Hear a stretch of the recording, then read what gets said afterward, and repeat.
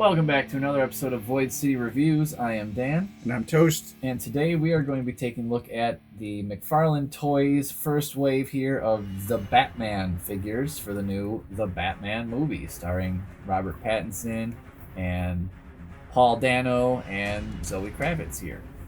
So let's jump right in, huh? Want to take a look at these guys with their motorcycle?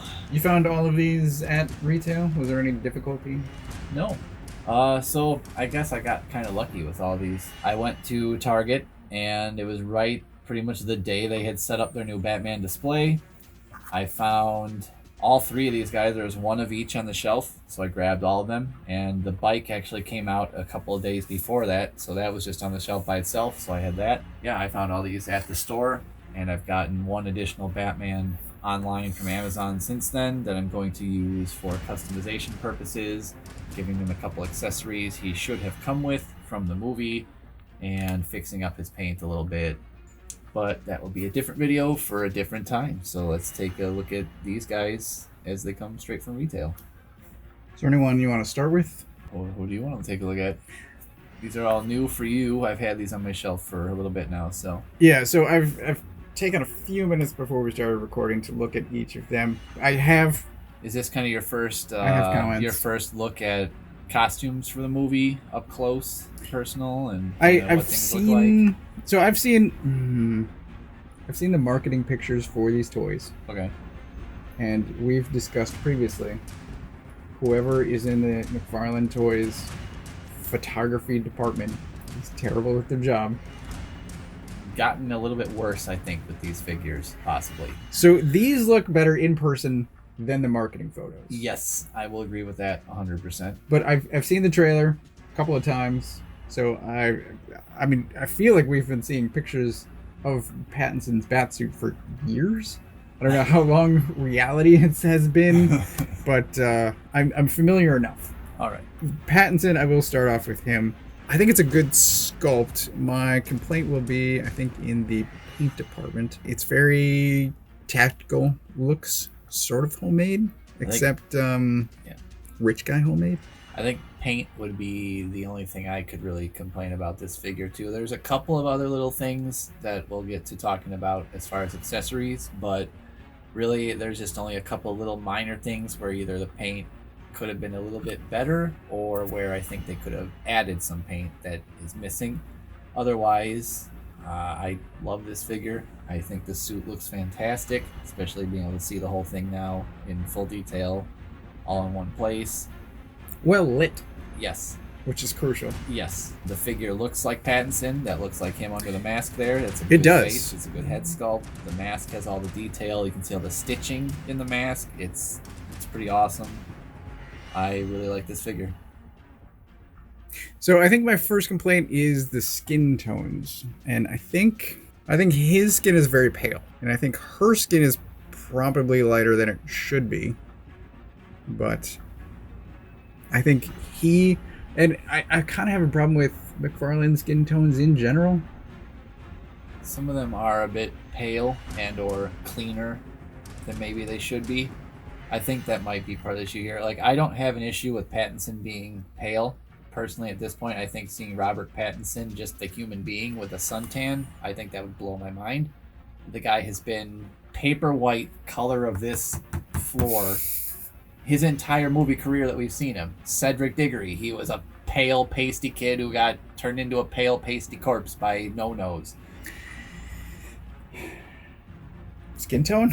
Yeah. Somehow. Skin tone. So, I don't necessarily have an issue with him being pale, although I think it could benefit from some customization if we could dirty up the chin a little bit, give maybe a tiny bit of something that would look like stubble. Certainly not the dreadful stubble that the unmasked Flashpoint Batman figure had on his face, where it looks like someone just had a shoe polish and went on that action figure. Yeah. That wasn't so good. But if someone were to dirty this guy's chin up just a little bit, I think it'd work fine.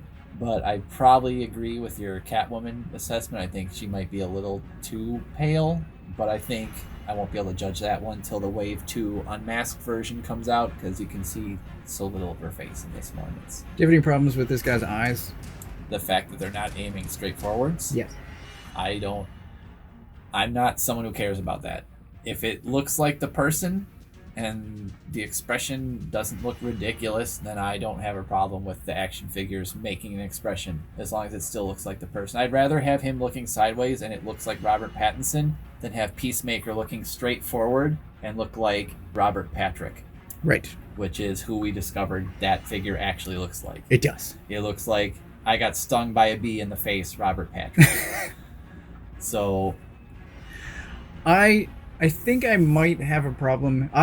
Again, for marketing pictures, because I haven't seen most recent McFarlane Toys. I haven't been to a store for a while, and I haven't pre-ordered, so I haven't received anything. I don't have a problem with him looking to the side, because his eyes are so small to begin with, they just get lost in the mask. Yeah, and usually there's going to be shadow and whatnot. Like, that's fine. So for me, this is fine. My problem with this figure is the silver on this arm is immaculate. It's perfect. But on the other arm, it's not. You On noticed this that arm, too? It's sloppy. That's the first thing I noticed when I opened that figure up. The belt was the second thing I noticed. And how There's no silver on it? it's completely gloss. I'm like, why would you make a glossy belt? Well, there's that, but there's also the fact that there's this carabiner on the side, there's a clip on the front here, there's a bunch of little details on there that should be silver. That's one of the things I'm going to be fixing when I customize my figure, along with doing some dry brush metal silver on the logo on his chest as well, because that shouldn't just be flat black. There should be a bit of some metal lines in that. That kind of stuff. So the silver accents, I wouldn't expect McFarlane, because I've grown used to doing those details myself. Yeah. But a glossy belt on a Batman, to me, is unacceptable. It probably should have been a matte finish belt. But otherwise, I think he looks good. I'm curious. I do like the smaller fins, the blades. Yeah. Because Nice. some of the recent Batman have had giant. Well, some of those figures are either I mean, like Three Jokers Batman has some pretty large fins, but there is a lot of kind of I guess Michael Keaton's costume had really small fins too, but I think I prefer the Frank Miller small fins. yeah, small fins, small ears. I do think the hand is kind of fat. Well, it's a little bit fat, but that's because there's a giant hole in it. So this is kind of, his accessory is a little bit strange. He comes with his grapnel gun, and his hand is also removable because there is an extra hand that comes with the motorcycle so that he can actually grip both handlebars, which is nice. I wish the Curse of the White Knight motorcycle had come with that, because he comes with a closed fist that can't actually grip anything. What the hell? Oh, that is a big hole. Yeah, so there's a big hole in his hand, and he doesn't actually grip this grapnel like on the handle like you would expect with like a trigger hand or a holding hand. It has almost like it slides into his hand, and my suspicion about this, the movie is still a month away, we haven't seen it, but there is a brief moment in one of the trailers where it almost looks like there's a rail system on the inside of his forearm, on his gauntlet, that the grapnel slides down into his hand from.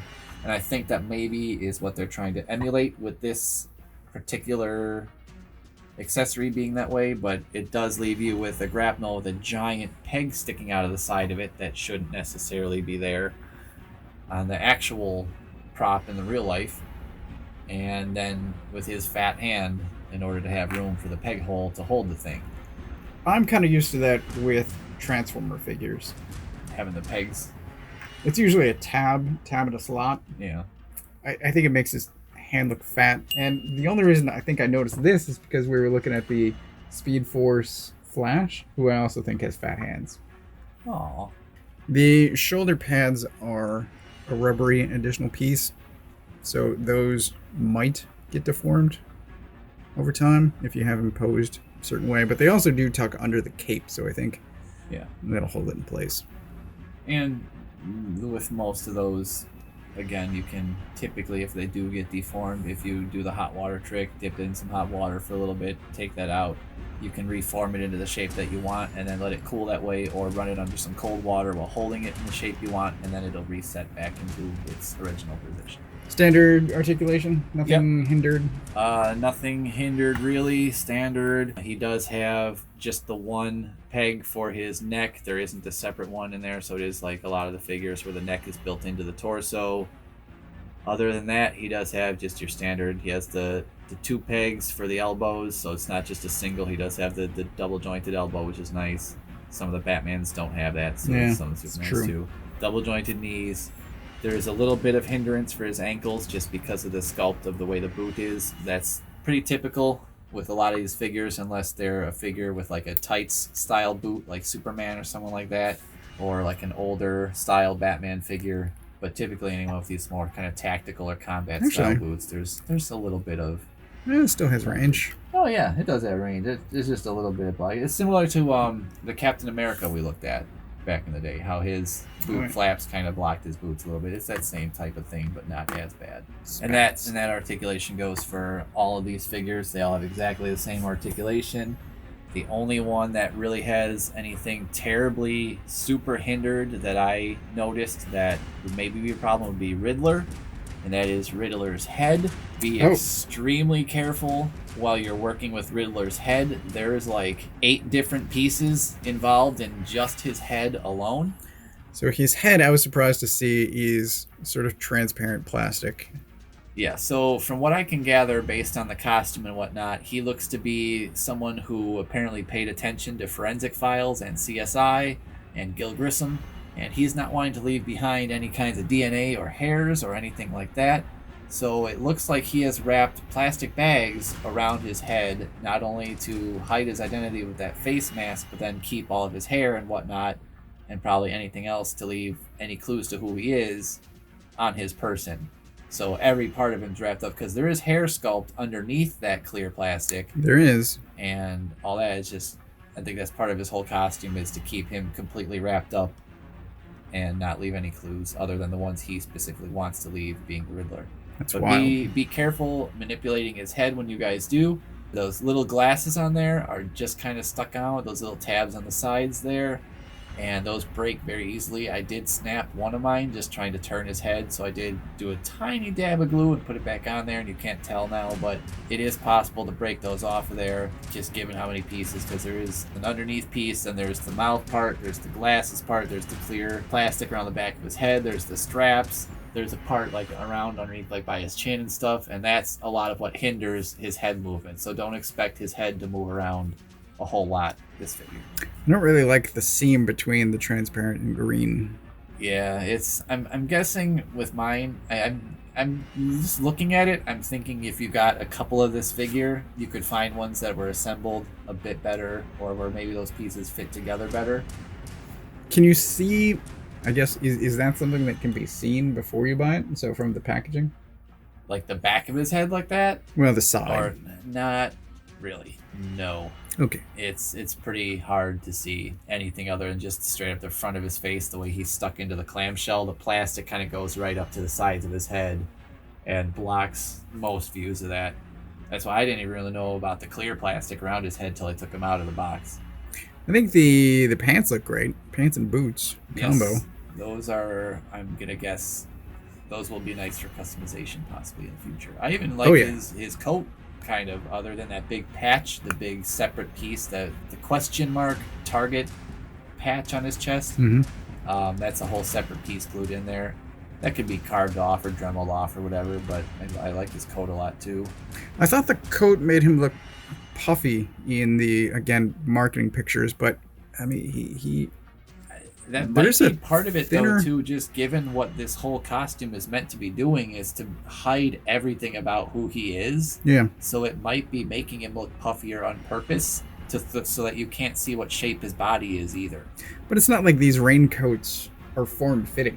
That's also true. It's not a bad coat. So if I can get this on sale, I might get a couple of these for the pants. I definitely want at least one for the pants. Those are great for customs. Yeah. And let me just swivel this out of the way. So the boot's broken up in 2 places. So it's similar to Grim Knight's boots, where you've got an ankle joint, mid boot, and then also toe articulation. This toe is ratcheted. Oh yeah, Huh. that's definitely ratcheted. I don't think I've seen that before. I would like to see this movie. Yes, me too. I think the coat, it always, I think it makes it look like he's arching his back. Like he's puffing his chest out. Maybe it's Let's read the pose too. Maybe it's posing. Anyway. Yeah, he comes with a... I think it's a paint scraper. It seems that way. That's the only thing I can think of. I have seen it in some of the marketing, like actual photos of him from the movie holding something that looks just like that. I think it's a paint scraper. That was the thing I was actually most disappointed about, was looking at the back of the box and on the trading card that comes with him. They show the action figure with the roll of duct tape, like in a lot of the marketing for the movie, where you see the Riddler stripping the big roll of duct tape. Then you open up the figure and he comes with the paint scraper. So that's another custom thing I'm going to have to do, is make a teeny tiny little roll of duct tape for this character so he can do the pose he has on the back of the box, which looks like all the marketing, which is really nice, and I wish I could do with him. I haven't really seen him in the trailers with a paint scraper that I know of, so we will see. Maybe that's his day job. Maybe that's the mystery. I don't know.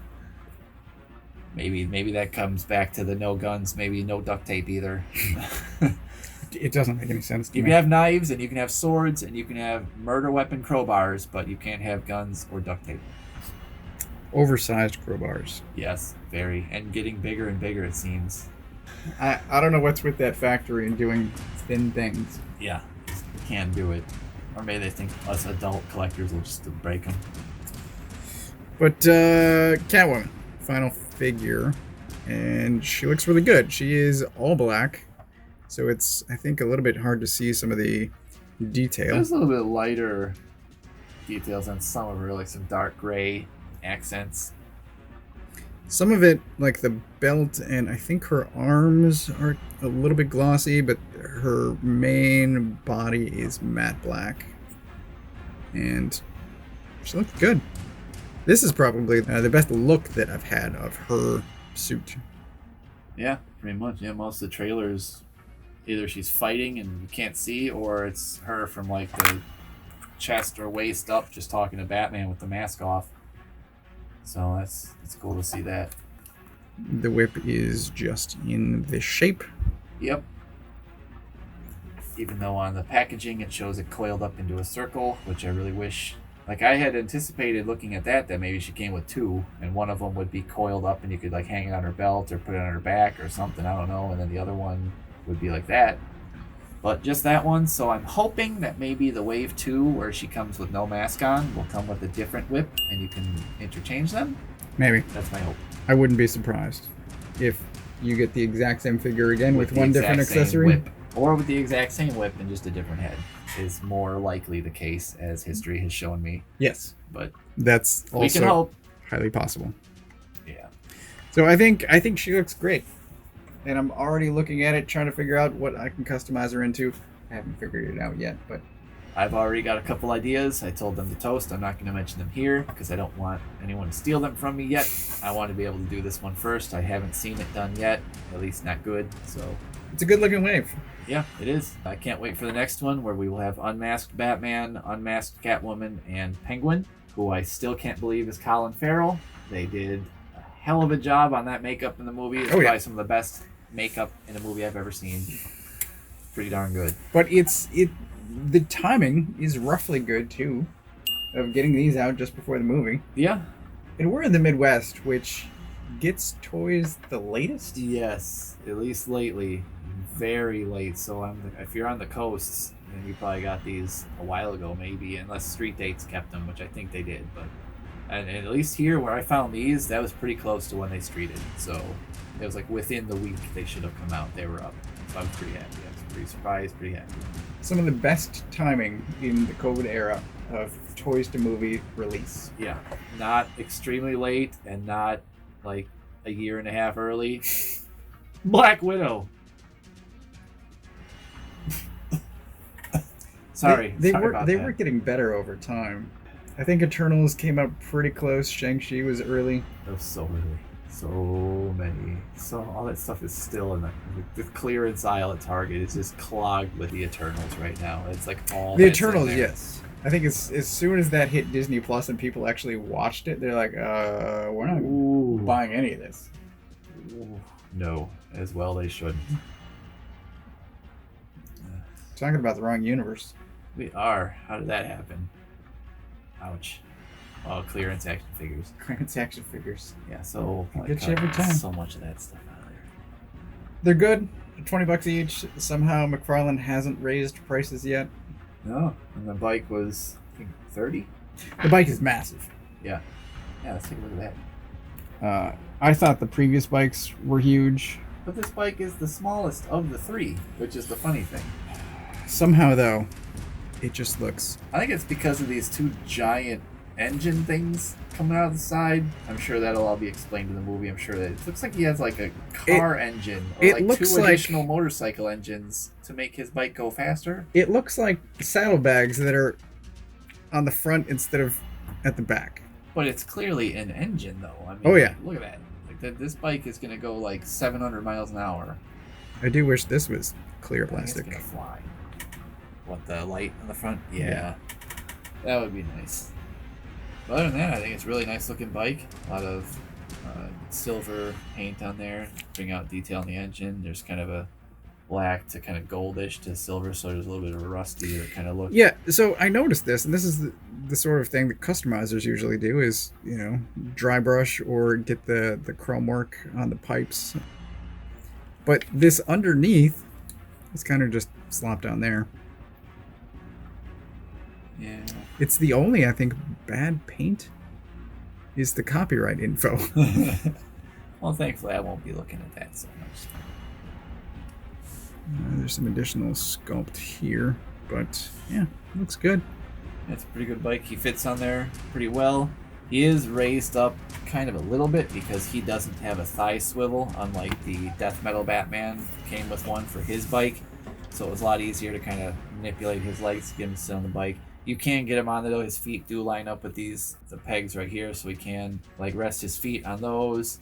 He does go on the bike. He is kind of in a pose to where it looks like he's jumping the bike a little bit. It still works. It looks good. The bike comes with an additional hand for him, which is very nice. I think they listened after the Curse of the White Knight motorcycle did not come with an additional hand, and neither did that figure, even though it was originally advertised as coming with an additional hand. Was it? It was. If you go back and look at a lot of the original, like the McFarlane page, I don't want to mess with that hand at all.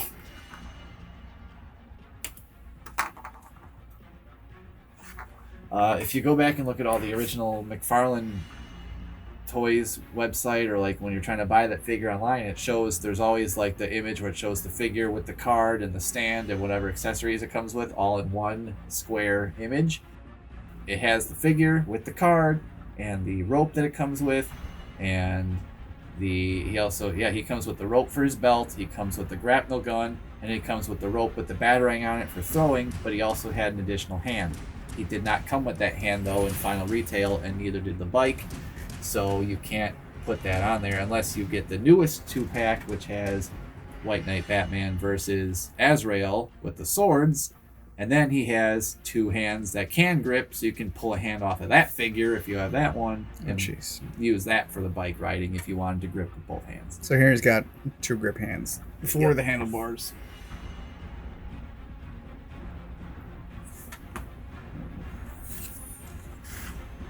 There he is on the bike, and now it doesn't look so huge. Cape is even pretty appropriate. Even if it is one of the shorter on-screen Batman capes. I know a lot of people complained about that when they first showed him walking into the room with all the police standing around and he's talking to Gordon, and you see his cape doesn't even touch the ground. I don't care. Whatever. That suit looks awesome. You think we're going to get a Gordon? I wish. I know Spin Masters has several different versions of Gordon, so I would hope we would get a Gordon. If not, though, I already have plans for customizing a Penguin into a Gordon. I just need to find a good head for making a Gordon if I need to. I think Penguin At least to me, screams Bullock. Yeah, it's a pretty nice body because a lot of the McFarlane figures do come in pretty specific hero type suits. So there's not a lot of like casual or just regular kind of clothes you could use for other characters. But given that Penguin is just like kind of guy in trench coat and shirt and pants and shoes, he could work for either detectives. So he could work for Gordon. He could work for Bullock. He's not a particularly overweight Penguin figure, so he does have a bit of a gut maybe, but he's not like obese, and he's not super skinny, so he does work for a wide range of characters. I think he could work well for Gordon. He could definitely work for a Bullock. Yeah. There's definitely a few other characters out there with trench coats I think he'd work well for, and I know I definitely have a few different plans for that figure once it comes out. They're good. Yeah. They're good toys. Yeah, I really like them. I'm really looking forward to the movie. I'll say somewhat surprisingly, just because marketing pictures, I think, are terrible. But Yeah. this is something that you've said on a pretty regular basis, at least to me privately, is once you see them in hand, they're much better. A lot of them, and that's not just these, that's just McFarlane DC Multiverse. A lot of their figures in general look far better in person than they do in the marketing pictures. And like I've joked about, I don't know if maybe that's subliminally on purpose. We'll make them look just a little bit worse than they do, so that when you get them, you're like, wow, these actually look really good. I need to buy it now. That, Ooh. if that's anyone's idea, it's terrible. Yeah. But then again, if you look at a lot of other toys, if you look at the packaging and you look at the photos of them, they look fantastic. And then you look at the actual figure and they look terrible. Yes. So That it could be genius. is It trickery. could be genius. We liked them. Let us know what you guys think of these figures or your thoughts on the movie in general. Any thoughts you have before it comes out or come back after it does come out. Let us know what you think. Obviously, when we get the new figures for the next wave, we will look into those as well. And there may be even a Batmobile toy I ended up picking up at some point that I think might work well with these guys. We shall see. I just want to see it in person before I pick it up, though. Other than that, That's all I got. yeah, that's all we got for you today. Like and subscribe. Let us know your comments, your thoughts on these guys, thoughts on costumes and details, the motorcycle, all that fun stuff. And go see the Batman when it comes out March 4th. I know we will. Toast has been back to the theaters already. I still have not. The last movie I saw in the theater, I figured out yesterday with Toast, was Endgame. So I think it's about time. I would like to see a movie in the theater again. And I think this is the perfect movie to go see. Maybe I'll do a double feature and go see this and Spider-Man. I'll be in a theater for about 7 hours, I think, because those are like 2-3 hour long movies. But oh, whatever, it's all good. I'll make that trip. If I'm gonna spend that much to go see a movie in a theater, I might as well make it worth it. Make a day of it. So, All right. Until next time, I am Dan, I'm Toast. and we will see you at the movies and in our next episode.